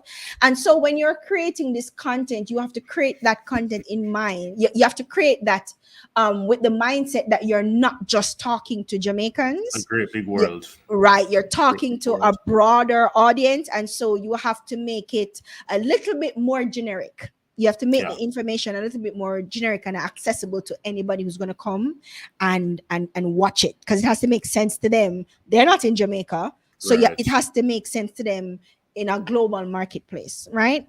Agreed. Agreed. Another question from Jermaine: who has been someone who Trevor credits as being instrumental to his success apart from his mother, father, wife, and Pitney? We talked about already. Who else, Trevor? Um, I would want to give my friend, I would have kind of mentioned him before, but I'll call him by name, Sean McLean. He and I went to uh, NCU together. We did our competitions together and everything, started off our careers together. And he's the one who actually planted that idea in my mind that, hey, this is something you should look into. Mhm. So I don't know if I ever like called him and gave him credit, but if he's watching and if this ever reaches back to him, I want to thank him for having that initial Mhm. conversation with me, because sometimes you just need somebody like that to make a suggestion, right?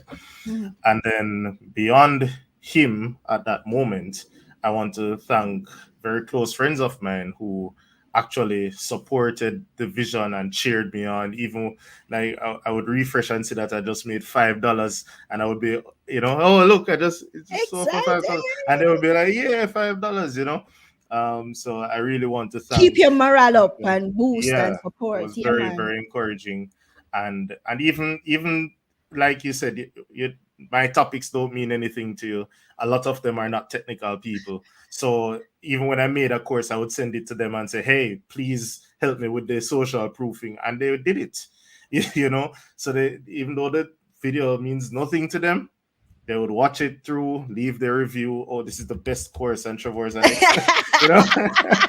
So I Yeah, want to say man. I really appreciate all of those Yeah, persons. man. You have to have people in your corner who would ride for Yeah, you man. like that Yeah, for man. sure. It's important. Big up on the self, friends. Definitely. All right. Another question from Debbie who says, what would you say was your biggest challenge in getting started and how did you overcome that challenge? So the biggest challenge when getting started was that I was overwhelmed with information to the point where I just did nothing. Right? Information fatigue. Yes. Yeah, man. It seemed very intimidating. Um because like I said, when I researched different platforms and then the different standards that they have and the different equipment that these people are using. But the thing is that usually the content is created by somebody who is at the summit. You rarely get content created by the person who is trying to get to the summit or at the foot of the mountain.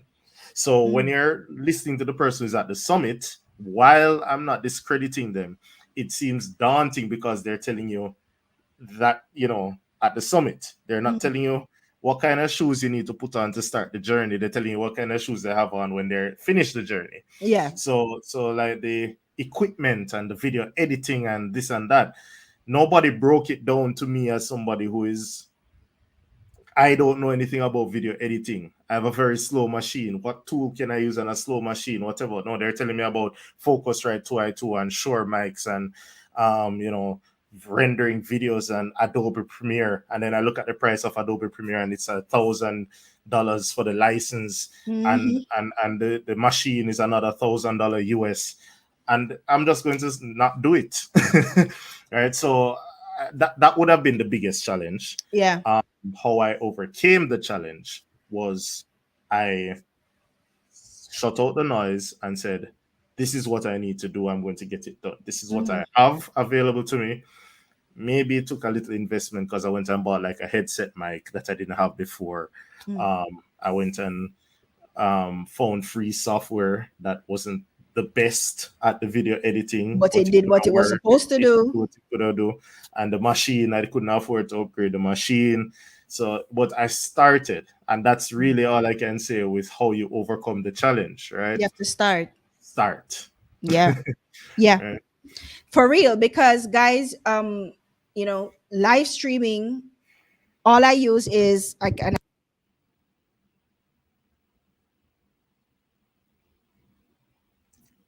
Oh, we lost all the audio just now. No. because I turned the mic off like a mukut. Ah. Because I turned the mic off like a mukut. I was saying I use a Samsung Q20 mic. It was less than $50, right? Some cheap little lights that I got for like $10 or so off Amazon.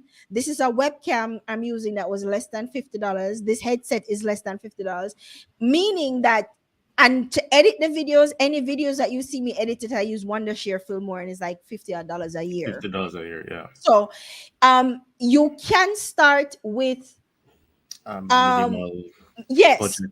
with a small budget that doesn't break the bank, and you can really get some really high quality content on a small budget using affordable tools. And then you build as you go along because the quality increases the more and the bigger you get. Fine, understandable. But just start. If you have $100, you buy a little microphone, you buy a little webcam, because with the webcam that come with your laptop or your desktop might not be so hot. So you buy a little webcam and you start doing your thing. There's no reason for you not to start. And not only should you start, but you have to be consistent when you start, because you're building expectations. And any old people start lose off of you because you're not consistent, and them come to see. So you go live every Saturday, 11 o'clock, I'm go up on YouTube. I'm not see nothing. Right? Yeah. So the minute you stop being consistent, your audience notices, and you're gonna lose them, and it's gonna be difficult for you to get them back. All right. Agreed. Next question is from Christchild, who says, how did you become more comfortable sitting before a camera?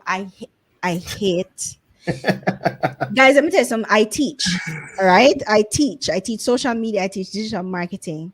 Yes, when I'm in class mode and I jump on my Zoom or wherever and I'm ready to teach, that brain, something in my brain flips. It's the switch turns on and I am gone like smooth. When I'm doing these lives, no problem. You see, if I'm me, for sitting in front of a camera Camera by to yourself. record a video for YouTube, Jesus, Yeah, it's stress me difficult. out. It stressed me out. So how did you become comfortable doing that?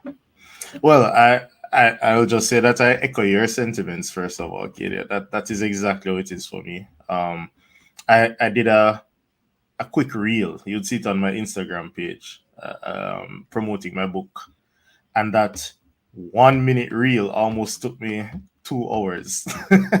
I get you. Right? So, I mean, at the end of the day, sometimes it's just about, you just have to do it, and you just have to accept that you're going to make mistakes, and you expect a certain quality. You're going to make mistakes trying to get to that level of quality, but if you really need to get it done, you'll get there. Mhm. And once again, the more you do it, is the easier it becomes. So I don't do a lot of camera facing content, right? Like this to me is just like a Zoom call. So I'm talking to you, you're talking to me, we're talking to persons across the world right now. Mhm. So it doesn't feel like I'm in front of camera. I'm just talking to somebody and my webcam is on, just like it would be if I was doing a WhatsApp call or anything else, right? When you're trying to do a more scripted kind of video, that a lot more goes on in your mind.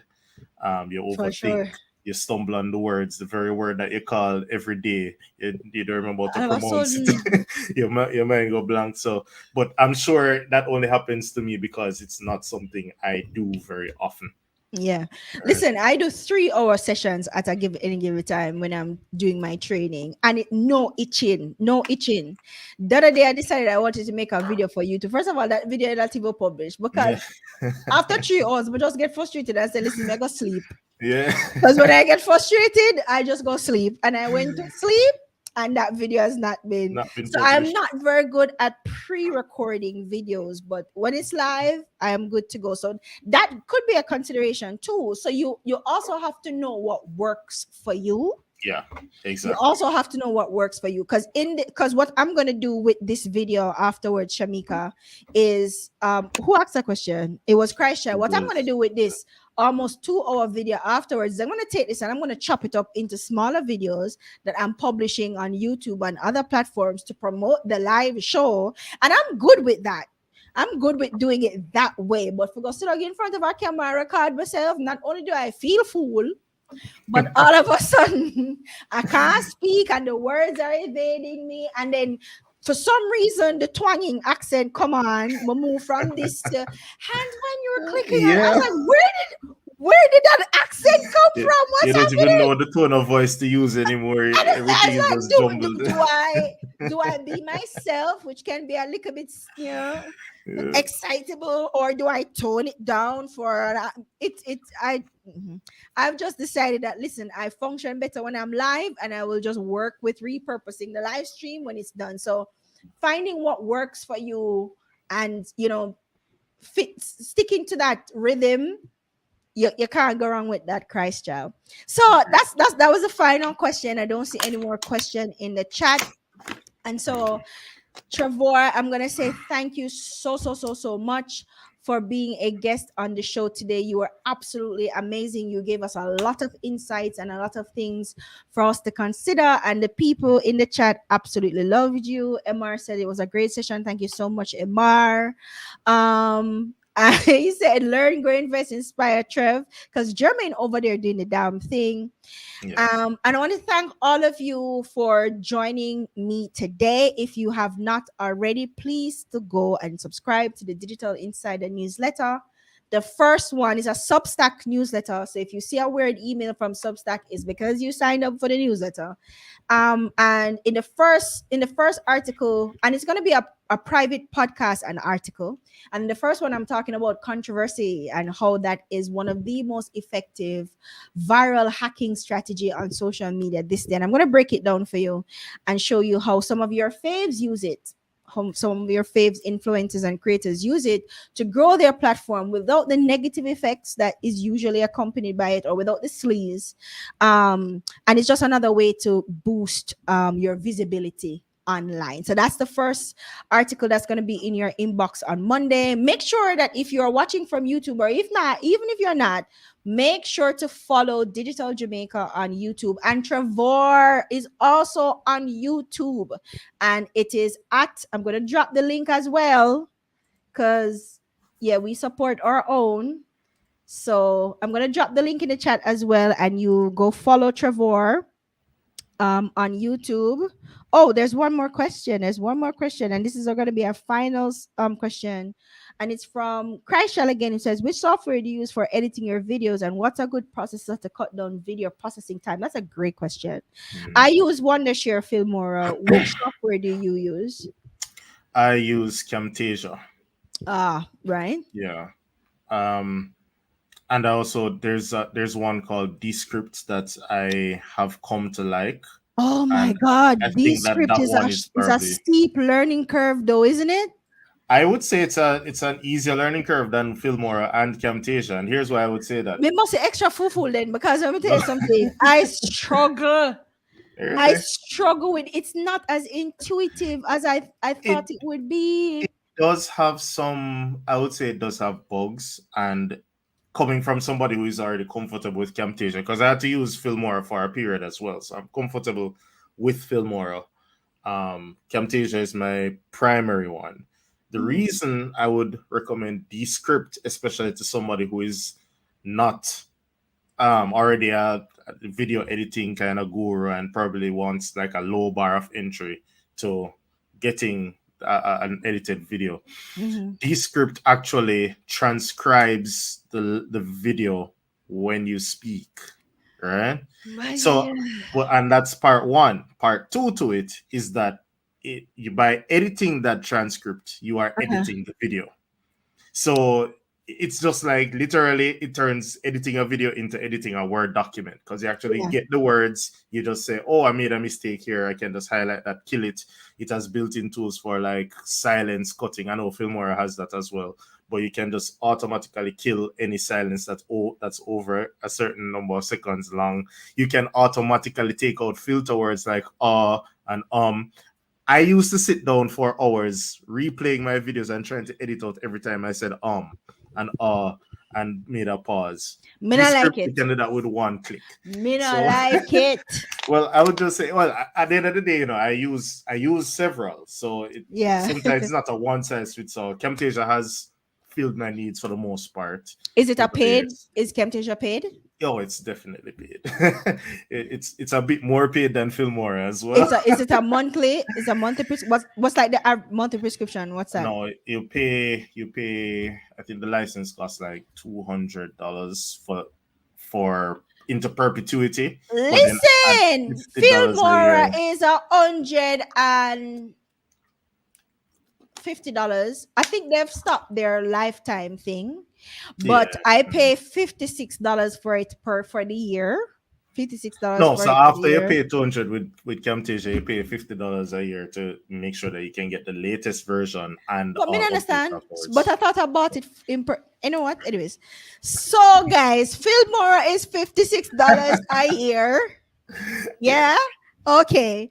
And I think it's pretty easy to use. It's like a beginner tool. If not, go use it's fairly CapCut. easy. CapCut has a very good free option. Go use CapCut for your videos as well. But CapCut is also it takes a little. Don't nickel and dime. If it does the job, then buy it. If you can afford to buy it, sure, go ahead and Yeah. buy it. Sometimes it's just a But matter let of me tell you something. investment. Yeah. Exactly. We are not editors. We are content creators or experts in a particular space. We're not video editors. Find a tool that is easy for you to learn and that is easy for you to do. And if you can, outsource your editing. Outsource Yes, your editing that's if you another can. thing as well. Yeah. Fiverr is there. There are other opportunities or other places that you can go to find a freelancer who can do your editing for you. But just because I started lean and I just got into the habit of editing my own audio and editing my own video, I You just use continue doing. I use film more for video, and it doesn't take me that long, and there are a ton of videos out there on it. So Yeah. whatever. Filmora is a good tool. I've used it Yeah, yeah. for several videos. Yeah. All right. So thank you to Christ Child. And that's it for us today, guys. Again, we want to say thank you to um uh thank wait, thank you to Trevor. Thank you, Trevor, for being with us on the show. And thank you to everyone who has been in the chat and asked questions and shared your comments. And you're very loved, apparently, Trevor. Very, very loved, because all your homies showed up today. So grateful for you guys for being here. And again, sign up for the Digital Insider newsletter, subscribe, follow us on social media, follow Trevor. Trevor, you're everywhere. You're on YouTube at Trevoir Williams, Twitter as Twitter Trevoir Trevor Williams, Williams. Instagram as Trevoir Williams, LinkedIn as Trevoir Williams. Go and follow him everywhere. Share his stuff. Help him push his stuff out there, and let's support our local content creators who are, doing big things in the online space. All right, guys. There's something else that I want to announce, but I don't think I want to preempt. But follow Kingston Creative. If you're not already following, make sure that you're following Kingston Creative, because there's a big announcement coming out next week, and I happen to be a part of it. So I don't want to preempt them, but look out for that. There's an opportunity for you to do some free training with Kingston Creative, and I'm going to be your lecturer. So look out for that over on Kingston Creative on Monday or early next week. Hey, Clover, Katie, and Trev, my two friends in the same place. Big up yourself, Clover. Big up yourself. And that's what I've been Over. getting a lot, Trev. People who go, I know. How did you know him? He's my friend, and they're my good friends. So we have a lot of friends in common. So That's that's good. awesome. So, guys, again, thank you so much for being on the show. And that's it for us today. And we will see you again next week. Next week, when I am talking to you about what to sell, who to sell it to, and when to sell. And that's including the 5 categories that you need to be exploring if you're planning on being online and selling and making money online. There are 5 categories, 5 major categories, and Trevor falls into 3 of those 5 categories without him even knowing, I don't think, right? So the 5 categories that you need to be in, as well as the 3 types of things that you need to be selling online, done for you, done with you, and do it yourself, and how to get started doing that. Right. So that's what we're going to be talking about next week on Digital Jamaica Live. And I hope to see you all there as well. Until next time. Bye.